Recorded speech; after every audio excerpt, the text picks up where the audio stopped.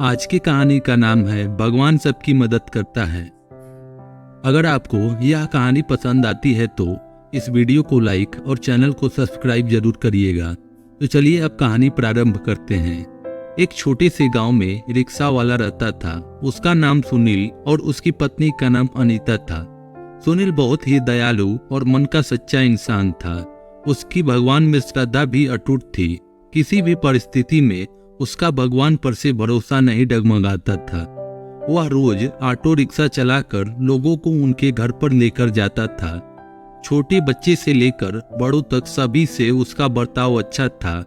अच्छे स्वभाव की वजह से सैकड़ों लोग उसे पहचानने लगे थे। आधी रात भी अगर किसी को आवश्यक काम के लिए बाहर जाना पड़े तो वह नेक इंसान तैयार हो जाता था। रात के समय भी औरतें भरोसा के कारण इस रिक्शा चालक की रिक्शा में ना डरते हुए जाती थी। वो एक दयालु मन का इंसान था। सभी गांव वाले उसे बहुत प्यार करते थे। उसकी 3 लड़कियां थी, चांदनी, सलोनी और अंकिता।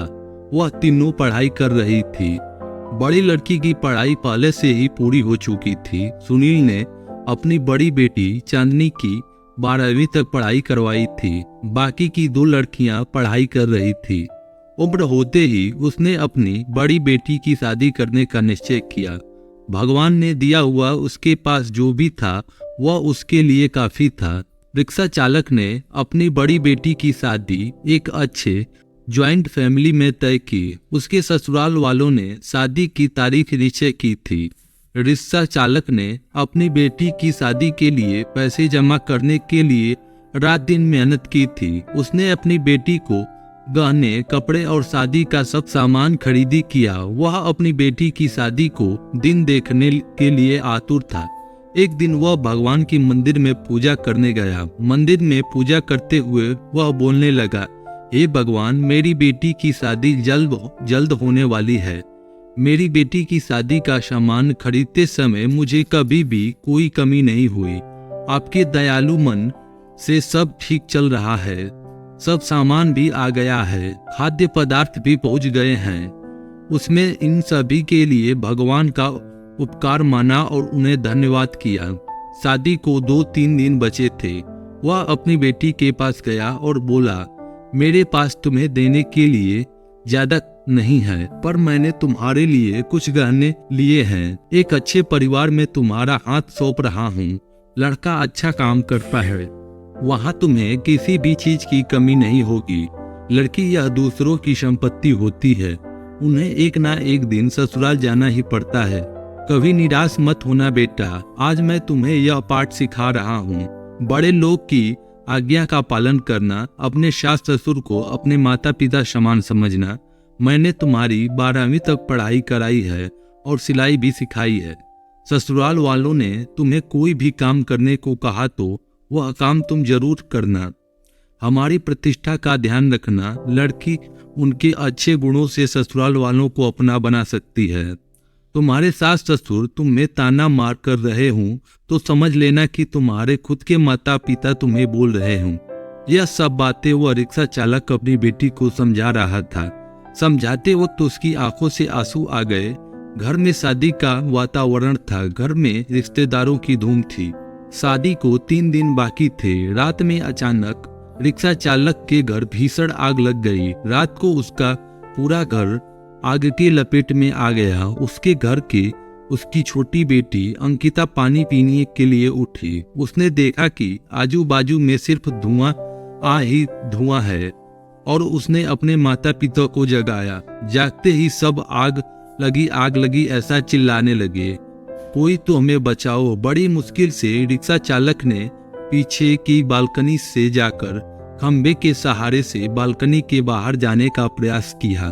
घर के सभी सदस्य को जैसे तैसे उसने बचा लिया, लेकिन आग में घर का सारा सामान जलकर खाक हो गया। आग में शादी का सब सामान जलकर राख हो गया। जहाँ थोड़ी देर पहले खुशियां थी वहाँ एक दृश्य अभी देखा नहीं जा रहा था। जिसने देखा उसकी आंखों में आंसू आने लगे। सब सोचने लगी, बेचारा अब क्या करेगा। चांदनी उसके पिता की तरफ दौड़ती हुई आई और बोली, पापा निराश मत हो, पापा थोड़ी भी चिंता मत करो, यह सब मेरे नसीब में लिखा था। बुरे वक्त में हम हार नहीं मानते। मैं आपका लड़का नहीं हूं तो क्या हुआ, आपने हमें लड़कों के जैसे पालन पोषण करने कि में कोई कसर नहीं छोड़ी। सलोनी और अंकिता यह दोनों भी उठ गई थी। वह दोनों भी अपने पिता के पास जाकर खड़ी हो गई। पापा, हम सब आपकी शक्ति हैं, हम तीनों ही आपकी बेटियां नहीं बेटे हैं। आज से हम भी आपके साथ काम करेंगे। चांदनी बोली, अगर वह लड़का मुझे सच्चा प्यार करता होगा तो यह सब देखकर भी वह शादी के लिए तैयार हो जाएगा। जो भी होगा वह आनंद से स्वीकार कर लूंगी, चिंता मत कीजिए। तीनों बेटियों ने मिलकर अपने पापा को समझाया। आजू बाजू के सब लोग इकट्ठा हुए, साथ में बोल रहे थे कि ससुराल वालों को क्या जवाब दोगे। जो आया वह शोक व्यक्त करके चला जाता। सुनील के घर के पास लोगों की भीड़ जमा हो गई थी। सभी बोलने लगे कि आपने अच्छे काम करके पैसे कमाए थे। सुनील बोला, कदाचित भगवान की यही इच्छा होगी। तभी उसकी पत्नी अनीता आई और बोली कि आप बस भगवान का नाम स्मरण करते रहो, आपके भगवान ने आपको बदले में यह सब दिया। अब इस घर में कभी भी भगवान का नाम नहीं लेना। तभी सुनील उससे बोला, तुम नसीब वाली हो जो इतनी बड़ी आग में से तुम जिंदा वापस बाहर आ गई। यह नियति का खेल है, भगवान को क्या दोष देती हो। किसी आदमी ने प्रेस में यह खबर दे दी। दूसरे दिन समाचार पत्र में खबर आई कि ऑटो रिक्शा चालक सुनील के घर में आग में जलकर सब कुछ खाक हो गया। सब उसकी बेटी की शादी को कुछ ही दिन बचे थे। गरीब आदमी अपनी बेटी की शादी कैसे करेगा।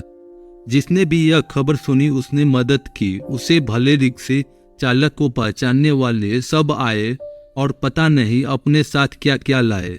उसका घर तोहफों से भर गया। किसी ने गहने, किसी ने कपड़े, किसी ने राशन तो किसी ने पैसे दिए। सब सुनने के बाद सभी रिश्तेदार ने मदद की। शाम तक उसके घर में कितने रुपए जमा हुए थे पता नहीं।